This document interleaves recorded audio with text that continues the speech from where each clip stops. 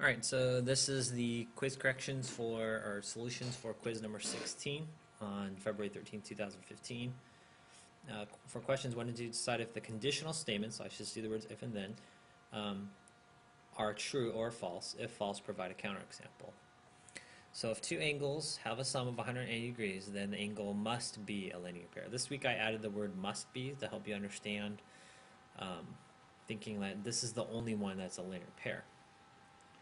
Well, these two angles, the answer is false because I have two angles that are 180 degrees. Their sum is 180 degrees. They're supplementary, but they're not a linear pair. Linear pair, the keyword is adjacent. Number 2, if x squared equals 25, then x equals negative 5 and positive 5. That is true, so there's no counterexample. Question number 3 says solve for x. The keyword is ray BD bisects angle ABC. So this angle right here, you might want to add the word bisect is onto your picture. You have these congruent marks there, which means that they're equal. So your equation there is blank equals blank.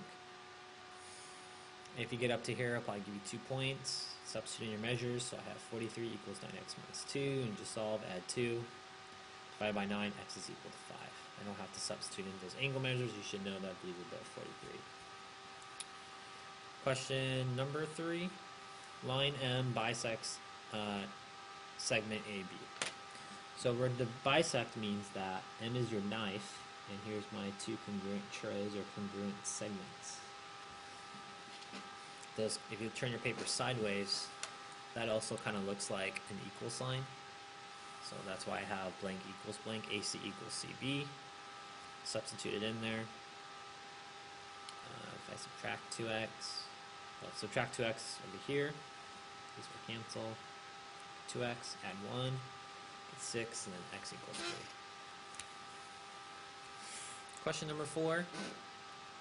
Suppose J is between H and K. So here is J, it's between H and K. Use segment addition postulates, there's your hint, to solve for X. Then find the length of each segment. You may wish to draw a sketch to help you set up the equation. So there's my picture. Then I have small plus small equals the big. Substitute in the information you have there. HJ is x minus 2, JK is x plus 3, and HK is 37. You'll get x equals 18. Now I need to find the length of each segment. So I need to find HJ, substitute in my 18, 18 minus 2 is 16. JK, x plus 3, x is equal to 18. Add those together and you get 21, and you can double check 16 plus 21 equals 37. That's true. Question number 5. Give a counterexample for each of the following statements. So number 5, all numbers that end in 4, here's a couple of numbers, 14, 24, and 34, are divisible by 4. What it means by divisible, there's no remainder. So 24 divided by 4 is 6. There's no remainder. But if I do 14 divided by 4, that goes in 3 times and has a remainder 2. Or 4 goes into 36, 8, remainder 2. So 34 is not divisible by 4. So my counterexample is any other number besides 24 or 44. 44 would work, but not a counterexample. You're supposed to cross off question number 6. Question number 7, solve using a 2-column proof given this information here. So I have BC equals DE, that's my given information. Now, so you write down your given. Second is, can we get any equations off of our given? We can't, so I'm going to take an equation, number 3, or my 5 steps proofs to writing a 2-column proof is, now we're going to write an equation based off of this. So small plus small equals big, AB plus BC equals AC. Segment addition postulate, you can go ahead and look at the 2 of these. What's the same? Every time I see BC, I'm going to write DE.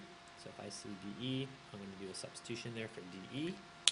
AB plus DE equals AC. That's just a substitution, and guess what you need to prove is what it looks like here. Question number 8.